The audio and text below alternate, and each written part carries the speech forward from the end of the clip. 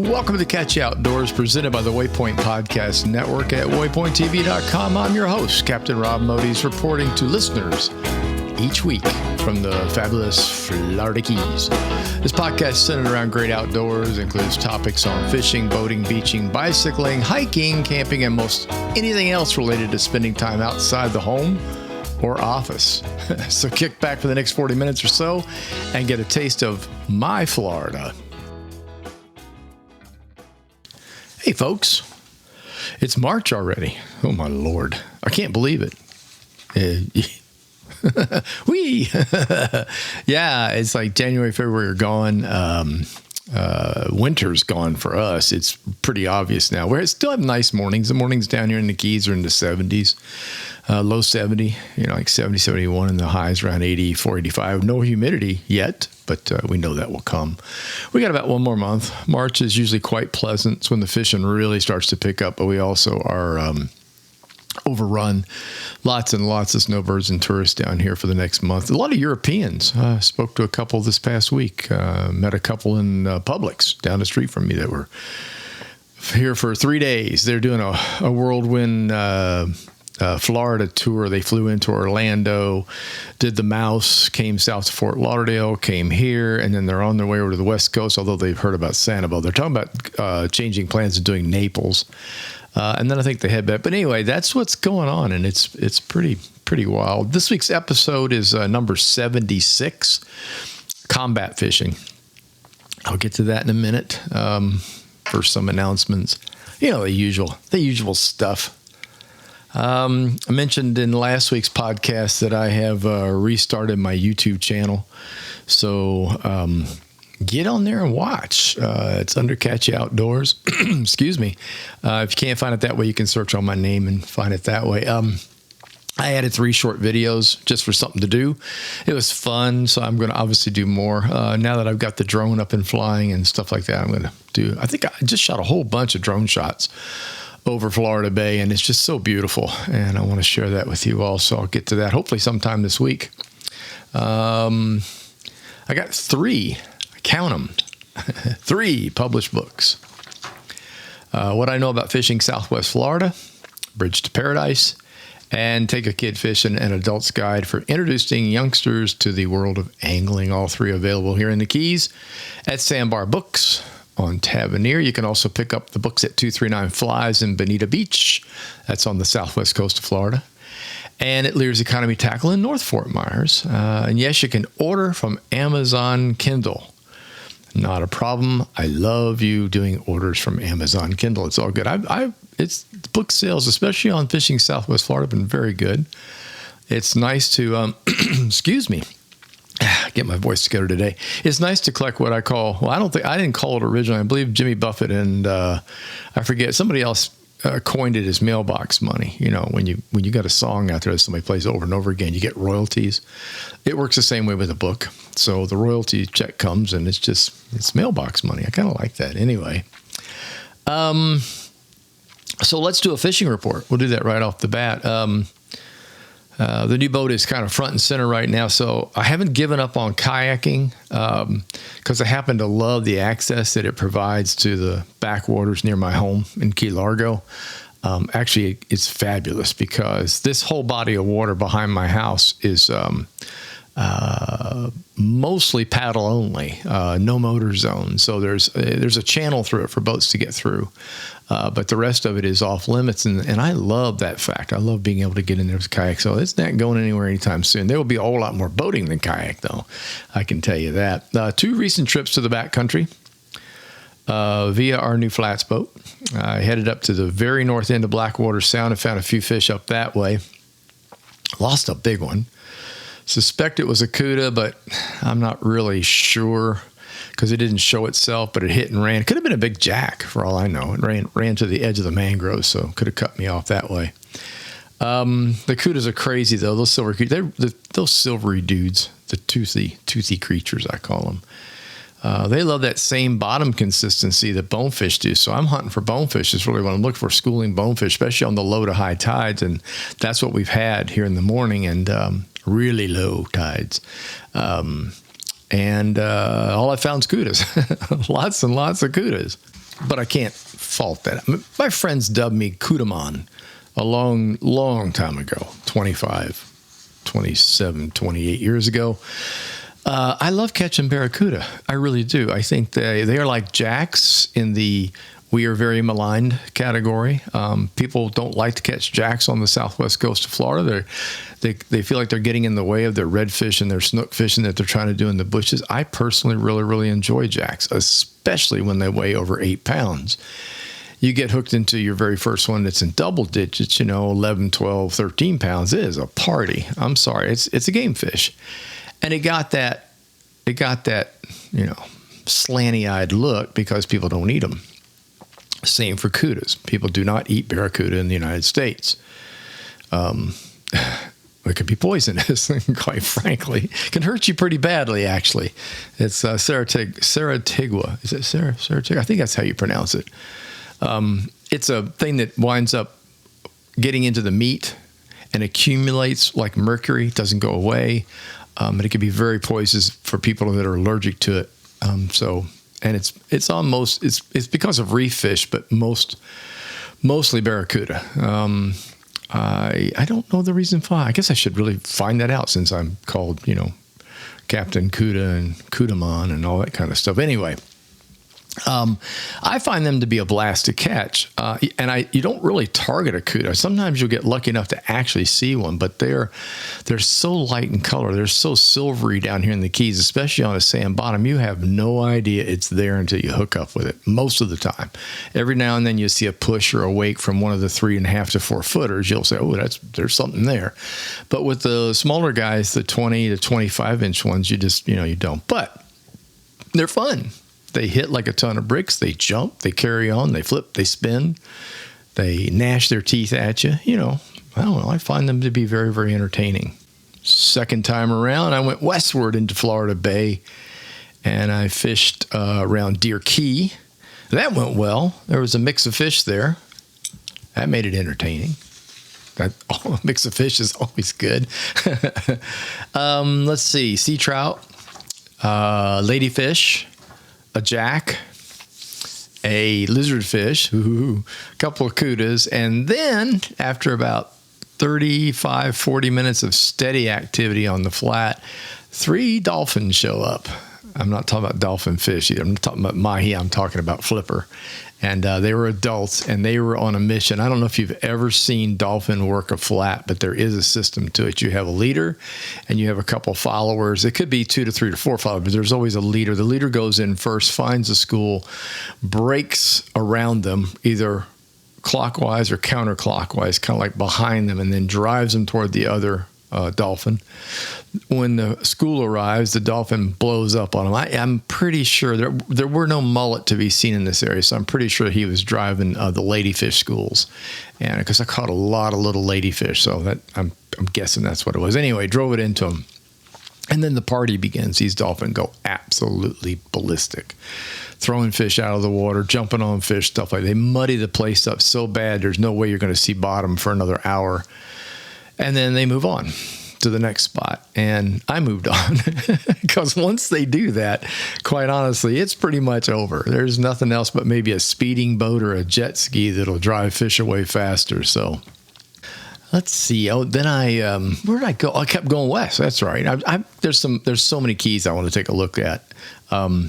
I headed over to Eagle Key is the name of it.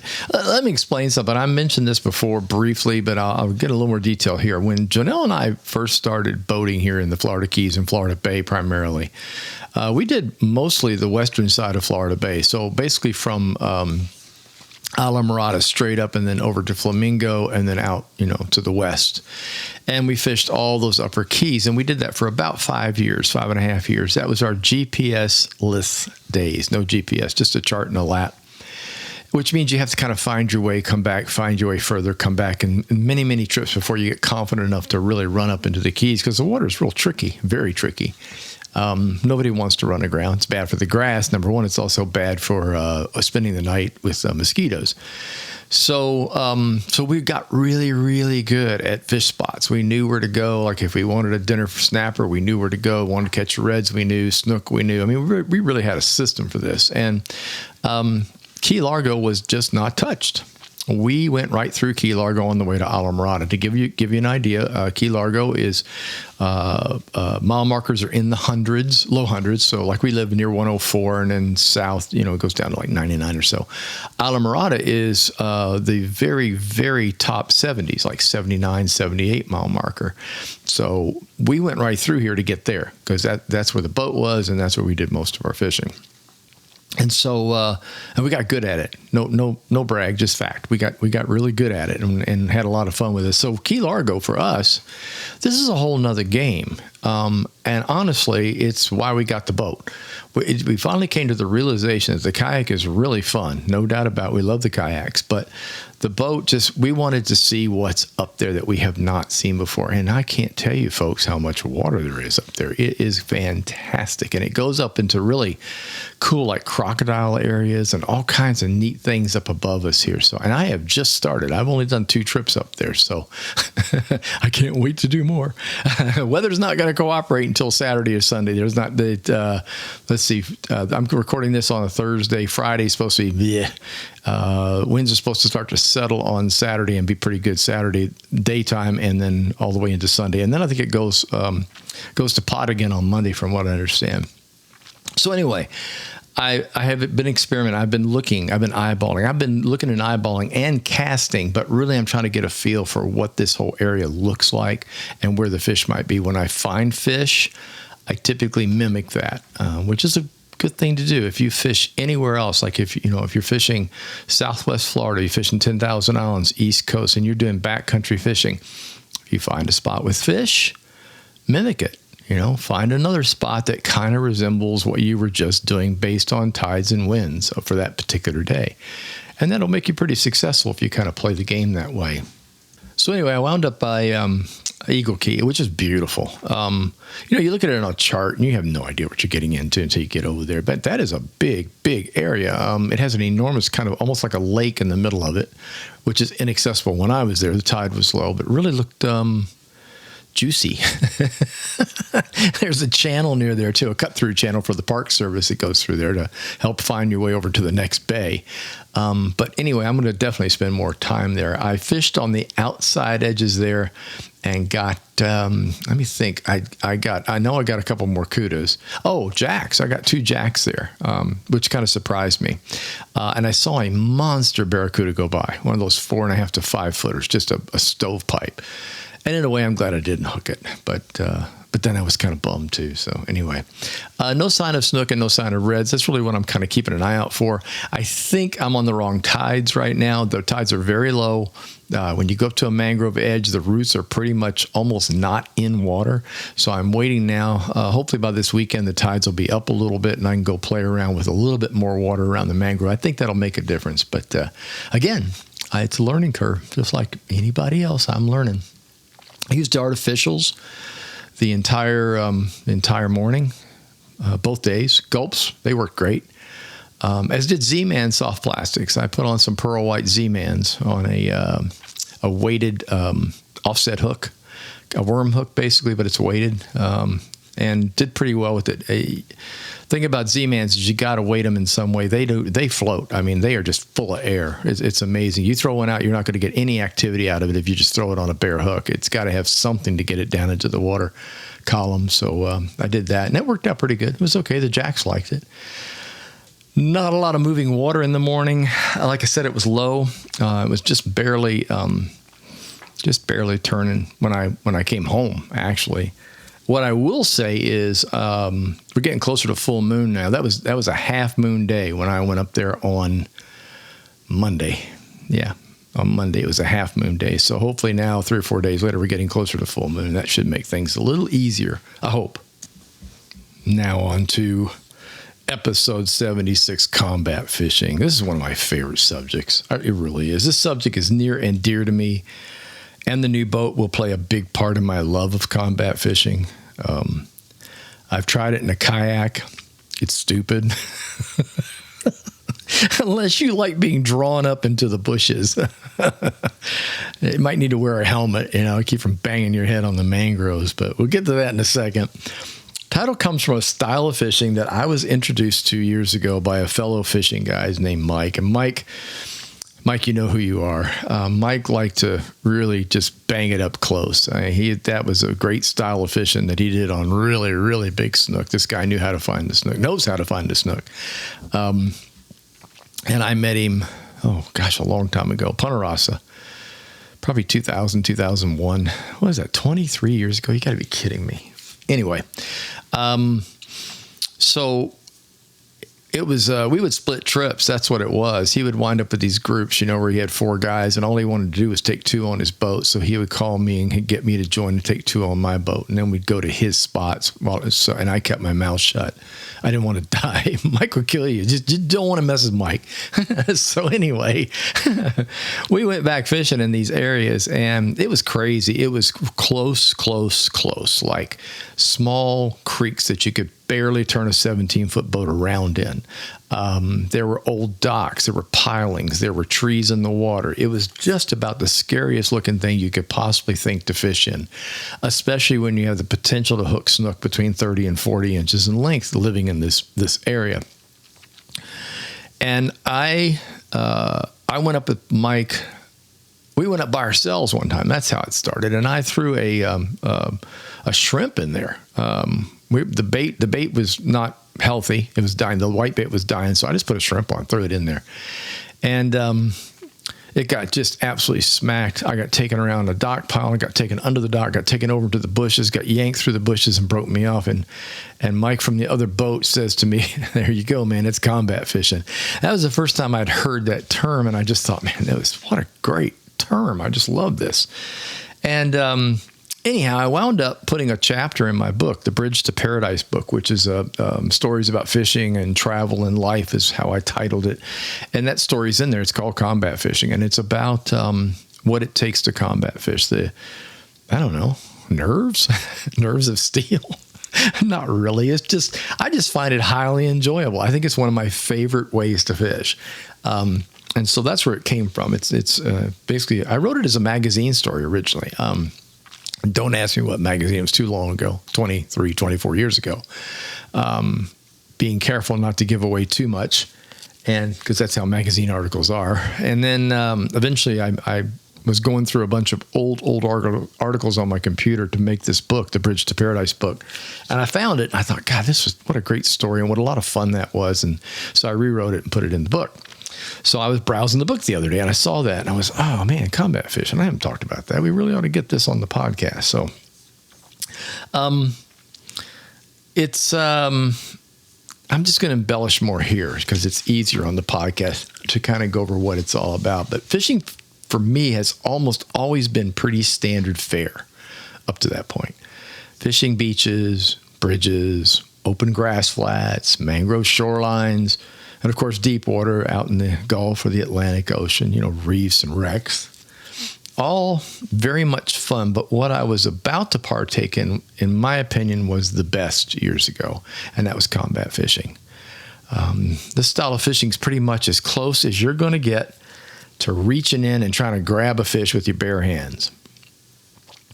Oh, wait, noodling. That's a crazy sport.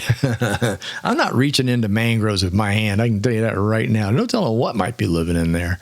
Might lose a finger or two. But it's that kind of thing. You're up close and tight. There's a smell. There's an atmosphere. There's bugs. Yeah, man, you got to spray down with bug spray. You're going to be right in there. You're going to be in there where the no-see-ums and the mosquitoes live. Tons of fun.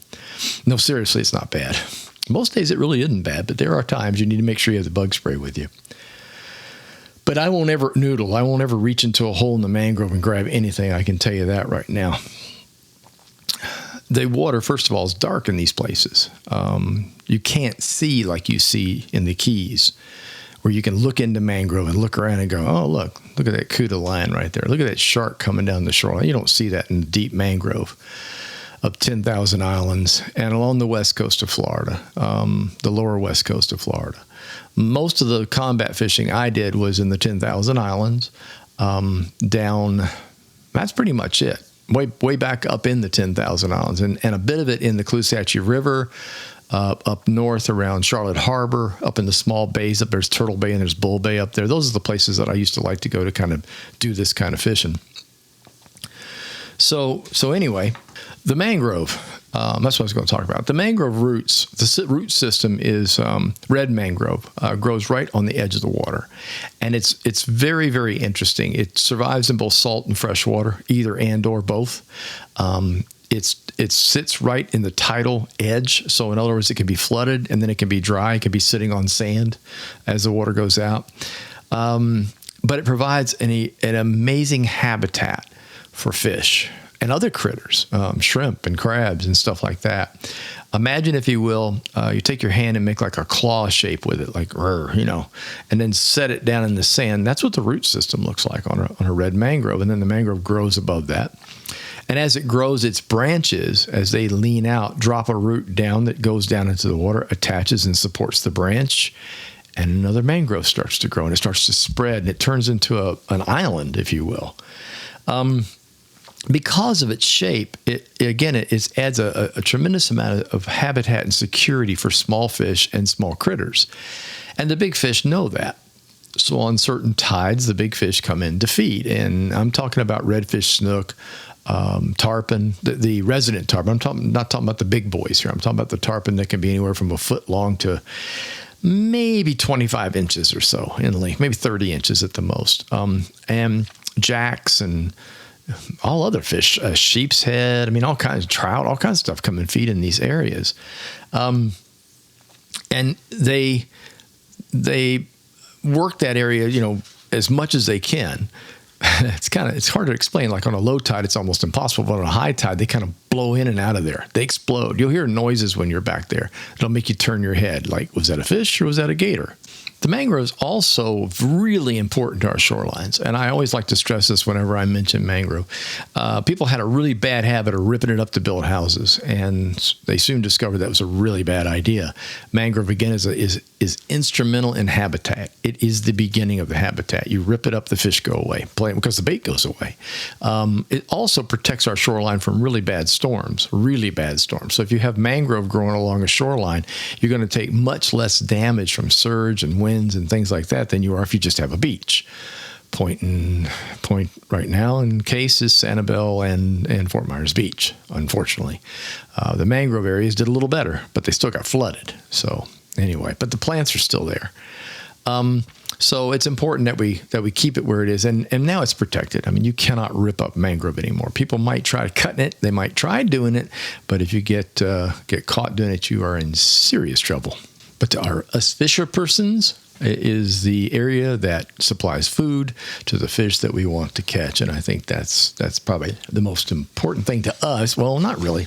To me, it's habitat and protection. But at the same time, I love the fact that fish like it. Now, this is where the fun begins, in the mangroves, okay? Picture, if you will, a sort of hand-to-hand combat with a big fish that's fully in their element. They have all the fish advantages, all of it. You are nothing more than a hapless invader, undergunned, and unprepared for what's about to happen. I think that's what's so cool about this. The remarks and questions I used to get when I talked about this type of fishing in seminars was, why not use bigger rods and bigger tackle? Sounds logical, doesn't it? Well, I'll tell you. The main fish I'm trying to catch while combat fishing are snook and tarpon. Those are the two biggies. And both are fairly leader shy and very, very wary of their surroundings. Let's just say they already are aware of your presence and would most likely shun heavy tackle. In other words, when you start to come into these areas, it is so quiet and so peaceful. And you come in there in a boat, a small boat, a very lightweight boat, a boat that, we're talking a skiff here, 15, 16 footer. You come in there in a little bitty boat, they know you're there. You have created a push in the water that they feel. Guess what that push is like? Some of you probably guessed. Dolphin. Yeah, flipper. Yeah. Dolphin come in there. That's where they feed. They'll come in there and raid those areas. And these fish are very, very, very wary and very, very good at detection. And so you coming in there in a boat, you are already you're already at odds. Your odds are not good at this point. So the idea is to come in there with lighter weight tackle. Now, of course, that leads to, well, I once factored it up after a couple of days of doing this, and your catch ratio to boat is about 25%, 1 in 4. Three of the fish you catch will get away. One, you'll get to the boat for your photograph. The good news is in combat fishing, there's typically a lot of fish. Rarely do you go in an area and not catch 1, 2, 3, 4, 5 in a row, 6, 7 in a row sometimes. It's really remarkable. I guess because they don't see anybody much, and I guess because you're throwing baits, artificials typically, that are small, lightweight, that don't make huge splashes. It immediately gets their attention, and a lot of times if you're close enough to the face of the fish, you just get attacked immediately. So I think that all kind of plays into it. But anyway, long story short, the odds are against you because you've shown up and they're in their element. So that leads to what we typically use when doing this craziness in tight quarters. It's really pretty simple. In spin fishing, it'd be a 6-foot heavy rod. I'm not talking a massive, like go fishing for a grouper or something. Not that kind of heavy. You'll find that spinning rods are classified from light spins through medium, or rather, light, medium, light, stuff like that. And then heavy is one. The heavy is not as heavy as it sounds, but it's what you need. And 6 foot helps you get baits under the mangrove. So when you're casting, it helps you deliver a bait. You also want a tip that's a little more flexible than what most heavy spin rods come with. So you want to test the tips and make sure the last foot or so is fairly flexible. That helps you get control of that bait when you're casting and get it into the right area with a little skip underneath the mangroves. I use 20-pound braid. I don't care what color you use. I mean, I use yellow. I like high-vis yellow because I like knowing where the line is, quite frankly.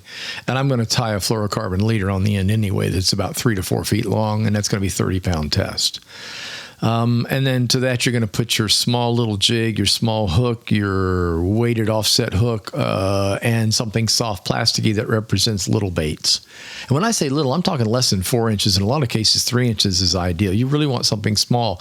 These waters are full of what I like to call glass minnows. These are just little bitty baits that flit all about and spit water, and that's what you watch. When you start seeing that, when you pull into an area, you know there's fish in the area. There's noises that you hear. You hear little pops from the snook, and you see little bait jumping around and bouncing around, and that's what you want. So you're basically matching the hatch, as they say in fly, and we'll get to fly here in just a minute. But in the spin world, that's kind of your setup. And I like to take at least 3 rods when I do that, 3 rigged exactly the same. I don't mess around with re-rigging or making them different. There's not much point in it. Once you figure it out, go with it. Don't be switching around and changing. The reason I do that is so that you can immediately pick up another rod when you get busted, because there's a real good chance that if you had a fish hit and you lost the fish, he's got a buddy or 2 waiting nearby to devour whatever he lost. They don't realize that, he's still got it. They aren't that smart, thank God. But anyway, you really want to make sure you have something where you can just turn right around and pop something right where you lost the last fish. And guess what? I would say, 65% of the time it gets whacked again, and then you're on again. So that's it. Now, once you're hooked up, oh, baby, that's when the fun begins. And so here come the tips for what to do after the hookup. Because, man, it's going to be fast and furious, and you're going to have to react faster than you've ever reacted before to get a fish to the boat. Plain and simple. I can't tell you how many I lost the first few times, and then all of a sudden I got the hang of, hey, man, this is an instantaneous game here. This is not a delay game. So biggest tip, be sure to close the reel bail just as quickly as possible after the offering hits the water. So when you're making the cast, you want to immediately, I'm not talking about using the handle to slam it shut. Don't do that. You're tossing your bait up under the bushes. And when I say bait, I'm talking about artificial. Okay. I'm not talking about bait. Tossing your bait up under the bushes. The moment it hits the water, your other hand, in my case, that would be my left hand, not holding the rod, shut that bail right then, because when the hit comes, it's pretty dramatic and pretty fast. If you don't get whacked right away, there's a chance that the fish isn't there. Now, I like to wait a second and give it a couple little bang bangs with the tip of the rod just to see if maybe he's actually just looking at it and didn't do anything. But most of the time, the hit is going to come almost like, well, instantaneously, pretty much. If there's a fish in hiding under those mangroves, it's not going to hesitate to take it. And then he's not going to hesitate to turn and run right back in the mangroves. And you are not going to stand a chance if you don't have that bail closed right away to be able to stop him. So that's tip number one. Here comes tips for the fight itself. Okay, so you get hooked up. Hair stands up on your arms. You know, that holy cow, this is a really big fish. Couple things that can be done. If you're standing on the bow of the boat, you want to head to the stern. So hopefully you've got the boat anchored down like with a power pole or something like that, so it's in position for your casting. You start walking to the back of the boat, or some people say run. I don't know if I want to run on a boat, but anyway, you want to head to the back of the boat as quickly as possible. Even a small boat, 16, 17, 18-foot boat, that's 18 feet that you've pulled the fish in the right direction away from the mangroves. Drag should be fairly tight. Tip should be in the water. Do not raise the tip up in the air and try to fight the fish like you've seen on television. That will not work. Why? I'll tell you. The line coming off the tip of the rod will be going into the water at an angle. That angle means it's going to be angled under mangrove roots. Mangrove roots are full of barnacles. If you have a line coming up from a fish's mouth, coming up at, say, a 35 to 45 degree angle, you're going to hit the roots. And if you hit the roots, you get cut off by the roots. Plain and simple. By the way, the fish knows that. He's played this game before. So, and then crank like your life depends on it. Turn the handle of that reel as fast as you can. Plain and simple. Putting that tip in the water and grunting and just reeling. And if you can, and your fish is staying in position, move forward if you can while you're doing this. This is the tricky part. You go forward too fast, he's going to get advantage of you. So you start going forward toward the bow again, and you start cranking really, really hard, and you walk to the back again. And if everything goes according to plan, which it won't, it just won't. But if it does, you're going to have a fish beside the boat. And then he's going to get really ticked because he's like, boat? Oh no, he sees the boat. He goes crazy. And then he tries to wrap himself around everything that's under the boat. So if you came in there with a trolling motor, you better get it out of the water. If you came in there and you got the power pole down and he heads for the back, get that out of the water. If the motor's down, get the motor up. He's going to try to go around everything because guess what? You look just like protection. You look just like big mangrove roots. And that's what he's going to go for. So, you know, it's good to have a friend on board, the two of you fish and maybe three, so people can grab buttons and switches and things like that and try to get stuff out of the water. But it is really, really pretty crazy. And then if you finally get it beside the boat and you manage to lip that tarpon or you lip that snook, man, the high fives go around. It's really great. It's probably one of the most fun fishing experiences I have ever had. And I've had... Well, I started fishing. I'm 69 now, and I started fishing when I was 5, and I can't think of anything that I like better than combat fishing. You want to know something really fun? Is that the fish's friends are still there. Here's the weird part about combat fishing that I found is that those fish don't run away. Once you've caught one, it's not like he goes back and tells the rest, oh, Lord, you don't want to do that. That's not what happens. And I don't know why, because it sure seems to happen like that when you're fishing under a bridge or under your dock at home. One snook bites, and then the other ones, you can even see them in the light at night, and they're like, no, buddy, no, we're on to you. It doesn't happen in the backcountry. I'm not sure why, but it just doesn't. So you get your fish, you fought, landed, get a quick photo, release the fish, and there will be another biting in the same area. Plain and simple. Honestly, I have no idea why, but that's how it works. Okay, so you want to make it tougher on yourself? Let's talk fly fishing. I'm sorry, it just makes me laugh. The rod will be 9 foot. That's what I use, an 8 weight. For those of you that are into fly fishing, you'll know what that means right away. If not, you can look it up. 9 weights are pretty sturdy rod. You know, a lot of people in these areas use 7 and 8, but a 9 will take you one bump up, and you don't want a big rod. You don't need an 11 or a 12 doing this. It's not going to really help that much. Let's just put it that way. Same tippet as before, same fluorocarbon leader, but a tippet is what we call it in fly fishing. A 30-pound fluorocarbon will work just fine. And a very, very simple fly. I want to really reiterate this and talk about this. You do not need the fancy multiple stacked hair flies with all the fuzzy things hanging off of it and antennas and eyeballs and all that stuff. These fish are primarily eating little bitty stuff that swims by, and they hit it at a moment's notice. They don't mess around, okay? It's gone, plain and simple. Most of the flies that I use are either black or dark brown. They're no more than 2 inches long, and most of them are nothing but a little bit of fur and a little bit of feathers, and mostly just feathers. Simple flies. You want something that's easy to place in position, and you don't want the fish to have to think about it. And this is true for a lot of fishing that we do in the Keys. Just so you know, a lot of tarpon fishing in the Keys for larger tarpon when they are migrating is for little bitty. They'll eat anything that gets placed in front of their nose because they're moving from spot to spot. They are hungry, but they're not going to stop and feed in an area for any length of time. So when you deliver something small, they eat it. It's the same principle when you get back in these creeks. You really want to keep it small and think small when it comes to the fly.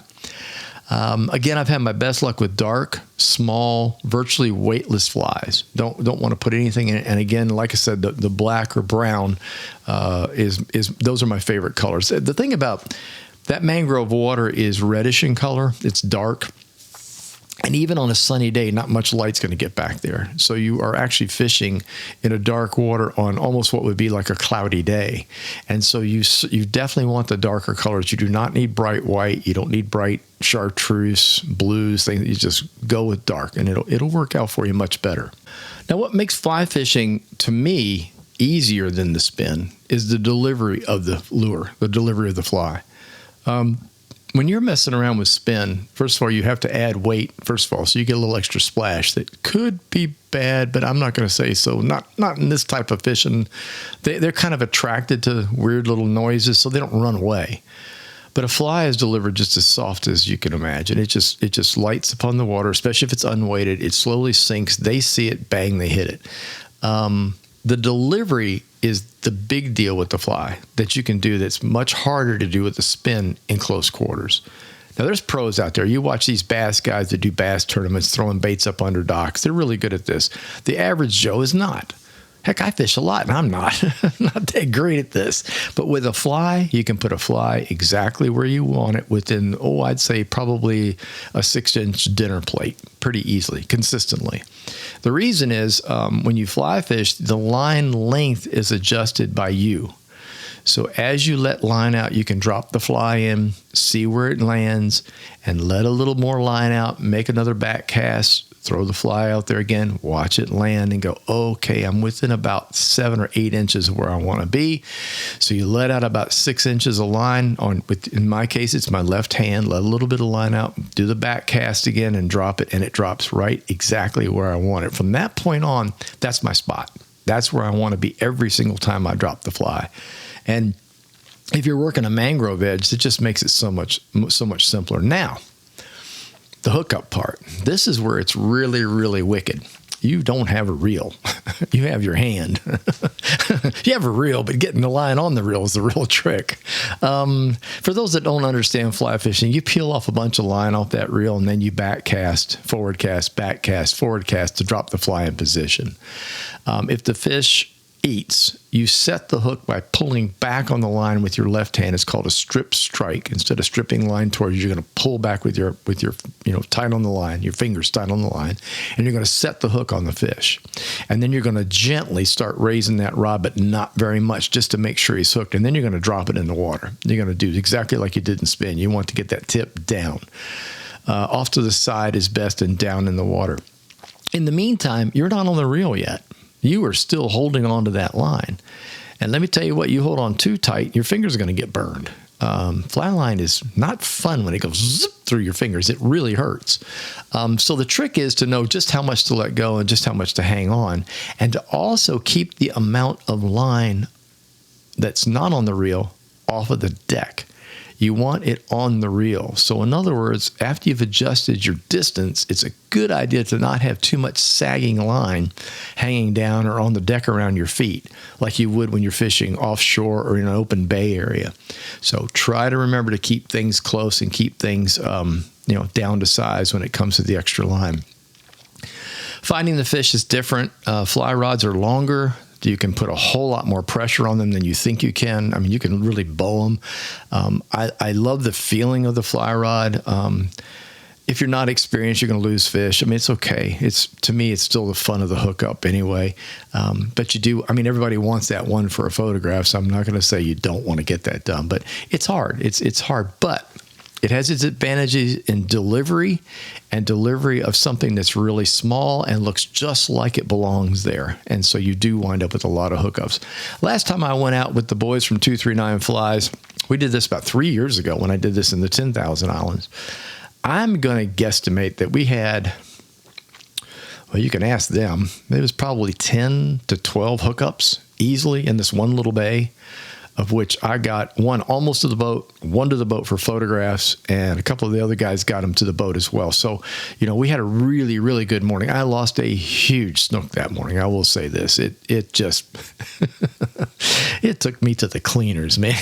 It was, one nice thing was it came up and shook its head, so we all got to see how big it was, and then it was over, so at least we know what it was and we know its size. Oh, it was just a monster. But anyway, I did get a tarpon out of there, and I did get a tarpon to the boat, and so I was excited about that. Lose a snook, get a tarpon. That's a pretty good day. But anyway, the fly fishing is fun because of placement, fun because it delivers a bait that looks exactly like what's swimming around in there. Difficult because it becomes a whole different battle unless you're a very experienced fly angler. If you're experienced, you shouldn't have too much trouble doing it. So if you're looking for something really radical to do, and you've been fishing a long time, and you've done spin, and you've done offshore, and you've done reefs, and you've done all this stuff, and you think, man, I don't know, it's getting old. You never want fishing to get old. Go to fly fishing if you haven't done that yet. That'll give you a whole new experience, something to deal with. And if all that's done, go combat fishing. Combat fishing is really a lot of fun.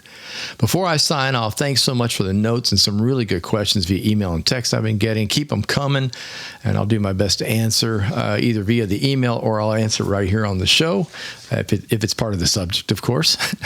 But anyway, thanks a bunch for listening. My podcasts are scheduled for each and every Tuesday. If you enjoyed listening, please tell a friend, leave a review, and don't forget to subscribe to the channel. Catch Ya Outdoors is presented by the Waypoint Podcast Network and is available on Waypoint and many of your favorite podcast providers. Facebook page is Catch Ya Outdoors, websites waypointtv.com and catchaoutdoors.com. Until next time, get outdoors and enjoy.